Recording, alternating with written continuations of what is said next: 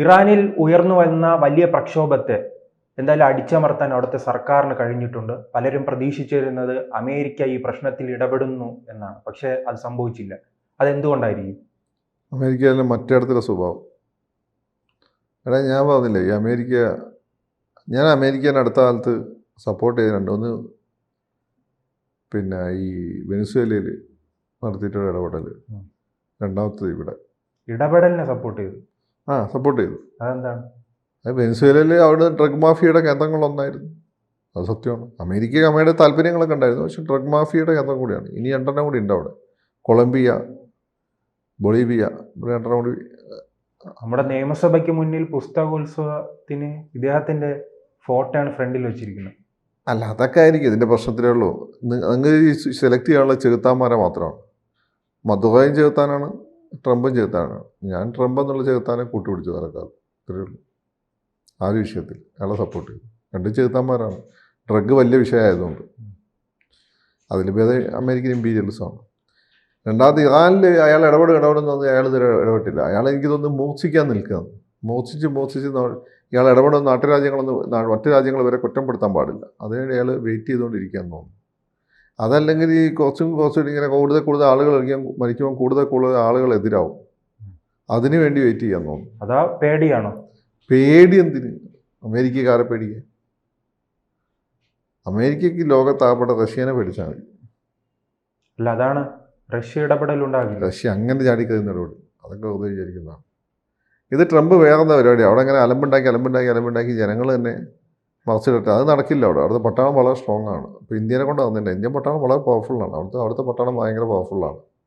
ആ പട്ടാളം ഭരണകൂടത്തിൻ്റെ കയ്യിലാണ്. അപ്പോൾ അതിനെ അട്ടിമാക്കണമെങ്കിൽ പുറത്തുനിന്ന് ഈ പറയുന്ന ജനങ്ങളെ യുദ്ധം മാത്രം പോരാ, പുറത്ത് സപ്പോർട്ട് വേണം. അമേരിക്ക ആ നാട്ടിനെ പറ്റിക്കായിരുന്നു തോന്നുന്നു. അല്ലെങ്കിൽ ഇപ്പോൾ അവിടെ വലിയൊരു കൂട്ടക്കുരുതി ഉണ്ടാക്കി ഇടപെടാൻ നിൽക്കുന്നതായിരിക്കും. സായിപ്പിൻ്റെതായ താല്പര്യങ്ങൾ. ഇപ്പോൾ തന്നെ വരുന്ന കണക്കുകൾ അനുസരിച്ച് 2000 പേരിലധികം മരണപ്പെട്ടു. അപ്പം ഇത്രയും ആളുകൾ രംഗത്ത് ഇറങ്ങി എന്തുകൊണ്ടാണെന്ന് വെച്ചാൽ അമേരിക്ക സപ്പോർട്ട് ചെയ്യുമെന്ന് വിചാരിച്ചിട്ട്. അമേരിക്ക സപ്പോർട്ട് ചെയ്തിട്ടില്ല. ഈ ആളുകളെ ഇറക്കി വിട്ടത് അമേരിക്ക തന്നെയാണ്. അപ്പോൾ നാളെ അമേരിക്ക ഇടപെടുമായിരിക്കും എന്ന് കരുതാം. പിന്നെ ഒരു കാര്യം വെച്ചാൽ ഇറാനൊക്കെ അങ്ങനെ നിൽക്കേണ്ട അവരുടെ ആവശ്യമാണ്. അമേരിക്കയ്ക്ക് ഒരു ആവശ്യം കൂടി ഇല്ല. എങ്കിലുമാണ് പശ്ചിമേഷ്യയിൽ സംഘർഷങ്ങളുണ്ടാവുള്ളൂ. സംഘർഷങ്ങളുണ്ടായാലേ അവരുടെ കാര്യം നടക്കുള്ളൂ. പക്ഷേ ഞാൻ വിചാരിച്ചതെന്ന് വെച്ചാൽ അവിടെ ഒരു ഫ്രണ്ട്ലി ഭരണകൂടം ഉണ്ടാക്കിയിട്ട് മറ്റു രാജ്യങ്ങളെ ഒറ്റപ്പെടുത്താനുള്ള ശ്രമമാണ് ഞാൻ വിചാരിച്ചിരുന്നത്. പക്ഷെ ട്രംപിൻ്റെ ഈ പോക്ക് കണ്ടിട്ട്.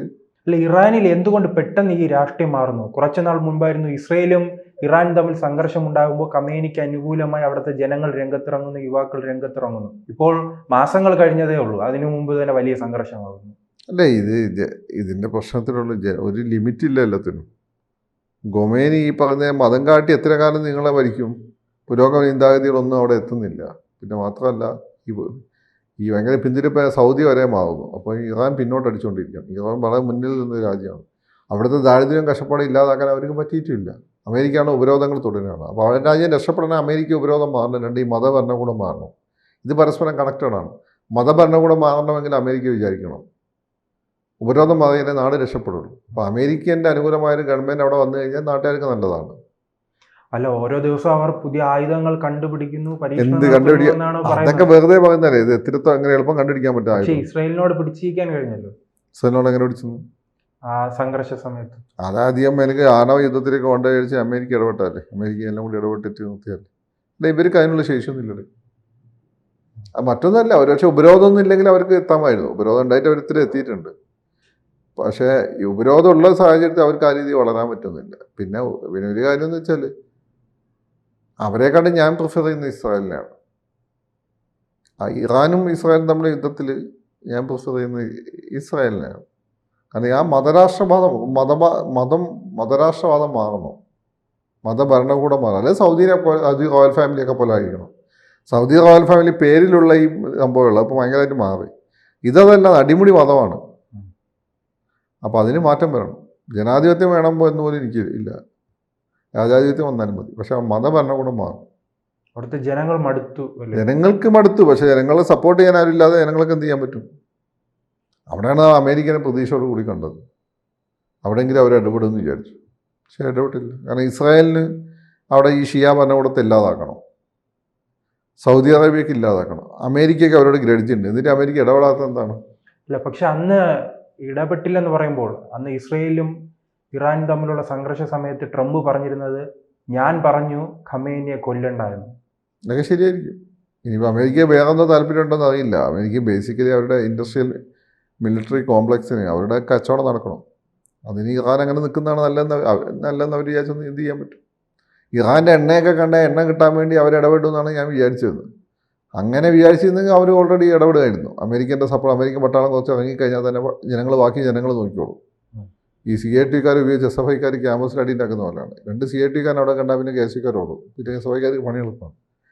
അപ്പോൾ അതുപോലെ ഇവർ ചെയ്യുന്നതാണ്. പക്ഷേ അമേരിക്ക ചെയ്തിട്ടില്ല. അമേരിക്ക ഇപ്പോൾ എടുക്കുന്നത് ഒരു തന്തയില്ലായ്മയാണ് കാണിക്കുന്നത്. ട്രംപിന്റെ ലക്ഷ്യം എന്താണ്? അതാണ് ഇപ്പോൾ മനസ്സിലാക്കത്തത്. അല്ല, പൊതുവെ എല്ലാ ലോകരാഷ്ട്രങ്ങളോടും അമേരിക്കയുടെ ഡോമിനൻസ് ഉറപ്പ് വരുത്തുക, ട്രംപിൻ്റെ ബിസിനസ് നന്നായി പോവുക, അതൊക്കെ തന്നെയാണ് മൂപ്പരെ കാര്യം. അപ്പോൾ ഇത് ഇങ്ങനെ പുതിയ പുതിയ യുദ്ധങ്ങൾ തുടരാനുള്ള സാധ്യത കാണുന്നു. മൊത്തമായി എനിക്ക് തോന്നുന്നു മൊത്തം ഒരു അനാർക്കി ഉണ്ടാക്കുക എന്നുള്ളത് തോന്നുന്നു. ലോകത്തിന് നിലവിലുള്ള ഓർഡർ തെറ്റിച്ച് കളയുക എന്നുള്ളതാണ്. ഈ സോഷ്യൽ മീഡിയ വന്നതോടുകൂടി സംഭവിച്ചതുപോലെ മാധ്യമരംഗത്ത് സംഭവിച്ചു. ഒരു ഓർഡർ ഇല്ലല്ലോ, ആർക്കും എന്ത് ന്യൂസും പടച്ചുവിടാം. ഇപ്പോൾ നമ്മളിപ്പോൾ നോക്കിക്കഴിഞ്ഞാൽ കേരളത്തിലെ ന്യൂസൊക്കെ, കേരളത്തെ പലപ്പോൾ യൂട്യൂബ് ചാനലുകളൊക്കെ എടുത്തു നോക്കിക്കഴിഞ്ഞാൽ കേരളത്തിൽ ഏറ്റവും പോപ്പുലർ ആയിട്ടുള്ള ഏറ്റവും ജനബിന്ദുള്ള കുറേ സ്ത്രീപീഡനം നടത്തുന്ന ആളുകൾക്കും മയക്കുമരുന്ന് രോഗിക്കുകയൊക്കെയാണ്. നിങ്ങൾ എന്ത് കണ്ടിട്ടാണ് ഈ പറയുന്നതിന് അത് ഇങ്ങനെയുള്ള ആളുകളെ പ്രൊമോട്ട് ചെയ്യുന്നത് എനിക്കിപ്പോഴും മനസ്സിലായിട്ടില്ല. മിനിമം അന്തസ്സില്ല. നിങ്ങളെ വീട്ടിലൊക്കെ ഇതിൻ്റെയൊക്കെ ഇമ്പാക്റ്റ് ഉണ്ടാകുമ്പോൾ നിങ്ങൾ മനസ്സിലാവുള്ളൂ. വിറ്റ് പോവും, ആളുകൾ വ്യൂ ചെയ്യുമെന്ന് വിചാരിച്ചിട്ട് എന്ത് തോന്നിയാസം കാണിച്ചു കഴിഞ്ഞാൽ, ഞാൻ പറഞ്ഞ ഏതെങ്കിലും വ്യക്തി അതിൽ പ്രതിയാണോ എന്നൊന്നും എനിക്കറിയില്ല. പക്ഷേ ഞാൻ പറഞ്ഞ അത്തരം പ്രവണതകളെ സപ്പോർട്ട് ചെയ്യുന്ന രീതിയിലാണ് ന്യൂസ് പോകുന്നത്. അതൊരിക്കലും ഇത്തരം കാര്യങ്ങൾ ചെയ്യുന്ന ആളുകൾക്ക് പ്രോത്സാഹനമായി മാറും. പൈസ ഉണ്ടെങ്കിൽ മുള്ളു വക്കീലും 1000 രൂപ ഉണ്ടെങ്കിൽ ആരെയും കൊല്ലാമെന്ന് പറയുമായിരുന്നു. ഇപ്പോൾ അതല്ല. ഒരു 4 യൂട്യൂബ് ചാനലും 2-3 സോഷ്യൽ മീഡിയ ഇൻഫ്ലുവൻസും ഉണ്ട്. ആരെപ്പറ്റി എന്തും പറയാം, എന്ത് കള്ളവാർത്ത ഉണ്ടാക്കാന്നുള്ള അവസ്ഥയിലേക്ക് എത്തിയിട്ടുണ്ട്. ഇത് തന്നെ അനാർക്കിയാണ്.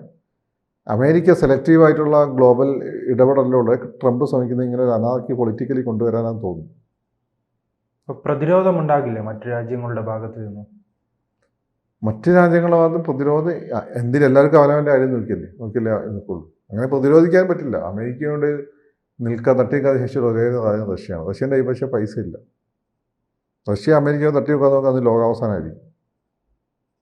അതുകൊണ്ടാണ് അവർ രണ്ടുപേരും പരസ്പരം അങ്ങോട്ടും കൊമ്പ്. പൈസ ഇല്ലെന്ന് പറയുന്ന ഈ ഉപരോധം, ഈ തീരുവ ചുമത്തുന്ന അങ്ങനത്തെ സംഭവങ്ങൾ വഴി അതുവഴി പൈസ ഇല്ല. അല്ലെങ്കിൽ പൈസ ഇല്ല. അമേരിക്കയിലും ബിസിനസ്സില്ല. അമേരിക്ക ഗ്ലോബൽ ബിസിനസ്സാണ് അമേരിക്കയുടെ. ലോകത്തുള്ള ഏത് പട്ടിക്കാട്ട് നിങ്ങൾ പോയാൽ അമേരിക്ക ഉൽപ്പന്നങ്ങൾ കാണാൻ പറ്റും. ഏത് പട്ടിക്കാട്ട് നിങ്ങൾ ഈ റഷ്യൻ ഉൽപ്പന്നം കണ്ടത്? റഷ്യൻ ഉൽപ്പന്നം കാണണമെങ്കിൽ നീ വല്ല മിലിറ്ററി കൺട്രോൾമെൻറ്റും പോണ്ടി വരും. അമേരിക്ക ഗ്ലോബലാണ് അവരുടെ എക്കോണമി. അതാണ് അതിന് പ്രത്യേകത. ലോകത്ത് എന്ത് സാധനം കിട്ടണമെങ്കിൽ ഡോളർ കൊടുക്കണം. വിലയെടുപ്പുള്ള എന്ത് സാധനം കിട്ടണമെങ്കിൽ ഡോളർ കൊടുക്കണം, അല്ല സ്വർണം കൊടുക്കണം. സ്വർണത്തിന് തുല്യമാണ് ഡോളർ. അതാണ് അമേരിക്കയുടെ ശക്തി. ആയുധം കൊണ്ട് മാത്രം ഉണ്ടായിട്ട് കാര്യമില്ല, അത് ഉപയോഗിക്കാനും കൂടി പറ്റണം. അല്ല, ഈ ട്രംപ് കൃത്യമായ വഴിയാണ് സഞ്ചരിക്കുന്നത്. സാമ്പത്തികമായി അങ്ങനെ കൃത്യമായ വഴിയൊന്നും ഇപ്പം ഇല്ല ലോകരാഷ്ട്രീയത്തിൽ. നിങ്ങൾ യൂട്യൂബ് ചാനലിൽ ചെയ്യുന്നേ ഉള്ളൂ. ഇന്ന് നിങ്ങൾ രാവിലെ അടിക്കും എന്താണ് എക്സ് വൃത്തികെട്ടവൻ നാറി എന്നൊക്കെ. നിങ്ങൾ വൈകുന്നേരം എവിടെ നിന്നെങ്കിൽ നിങ്ങൾക്ക് പൈസ കിട്ടും. നിങ്ങളെ ഞാനെല്ലാം ഉദ്ദേശിച്ചത്.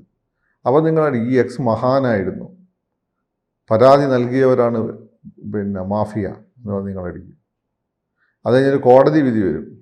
അപ്പോൾ നിങ്ങൾ പറയും കോടതി തെറ്റ് ചെയ്തു എന്ന് പറയും. അല്ലെ കോടതി എന്താണ് നിങ്ങൾ പൈസ ആദ്യം തരുന്നത് അതിനനുസരിച്ച് നിങ്ങൾ നീങ്ങും. അതാണ് ഇപ്പോഴത്തെ ഒരു മാധ്യമരംഗം. ആ മാധ്യമരംഗം പോലെ ആണ് ഇപ്പോഴത്തെ പൊളിറ്റിക്സ്. അതിൽ ഇന്ത്യയൊക്കെ കഷ്ടപ്പെട്ട് പിടിച്ചു നിൽക്കുകയാണ്. ഒരു സൈഡിൽ നിൽക്കാതെ സ്വന്തം കാര്യം നോക്കി കഷ്ടപ്പെട്ട് ഇന്നിട്ട് അമേരിക്ക ചോർന്നുകൊണ്ടിരിക്കുന്നുണ്ട്. അതാണ് അവസ്ഥ. അതിപ്പോൾ അരാജകത്വമാണ് ട്രംപിൻ്റെ ഓർഡർ. ആ അരാജകത്വത്തിനെതിരെ ട്രംപിന് ചെയ്യാൻ പറ്റുന്ന ഒരു കാര്യം എന്ന് വെച്ചാൽ ഈ ഇറാനിലെ മതഭരണകൂടത്തെ തൂത്തെറിയുന്നുള്ളത്. ഈ സദ്ദാം ഹുസൈൻ തൂത്തെറിഞ്ഞില്ലേ? സദ്ദാം ഹുസൈൻ ഇത്ര അപകടകാരിയായിരുന്നില്ല. അവസ്ഥ ദയനീയമായി പോയില്ലേ? അല്ല, അത് അമേരിക്ക അങ്ങനെ ദയനീയാക്കി വെച്ചതുകൊണ്ടാണ്. ഇത് അമേരിക്ക വിചാരിച്ചൊരു ഓർഡറൊക്കെ ഉണ്ടാക്കാനൊക്കെ പറ്റും. വിചാരിക്കില്ല. അപ്പോൾ അതുകൊണ്ട് എന്താണ് ഇപ്പോഴത്തെ വേൾഡ് ഓർഡർ എന്ന് വെച്ചാൽ അനാർക്കിയാണ്, അരാജകത്വം. പിന്നെ ഓരോ രാജ്യത്തും ശക്തനായ മോഡിനെ പോലെയുള്ള അല്ലെങ്കിൽ തീബ് എർദോഗനെ പോലെയുള്ള ഭരണാധികാരികൾ അവരുടെ ഇച്ഛയ്ക്കനുസരിച്ച് ഓരോ രാജ്യത്തെ കൊണ്ടുപോകുന്നു. അതുകൊണ്ട് ആ രാജ്യങ്ങളിൽ ഒരു ഓർഡർ ഉണ്ട്. ഇപ്പോൾ തുർക്കി നമ്മുടെ ശത്രുരാജ്യമാണ്, പക്ഷേ തുർക്കിയിൽ ഓർഡർ ഉണ്ട്, ഭരണാധികാരി സ്ട്രോങ്ങാണ്. ഇവിടെ നമ്മുടെ ഓർഡർ ഉണ്ട്, ഭരണാധികാരി സ്ട്രോങ്ങാണ്. ചൈനയിൽ ഭരണാധികാരി സ്ട്രോങ്ങാണ്. അപ്പോൾ ഭരണാധികാരി സ്ട്രോങ്ങായി നിൽക്കുന്നതാണ് ഇപ്പോഴത്തെ പ്രതീക്ഷകൾ. ഭരണാധികാരികൾ കൂടുതൽ വാർത്തകളും വിശേഷങ്ങളും നിങ്ങളിലേക്ക് എത്താൻ ABC മലയാളം സബ്സ്ക്രൈബ് ചെയ്യുക, ബെൽ ബട്ടണും അമർത്തുക.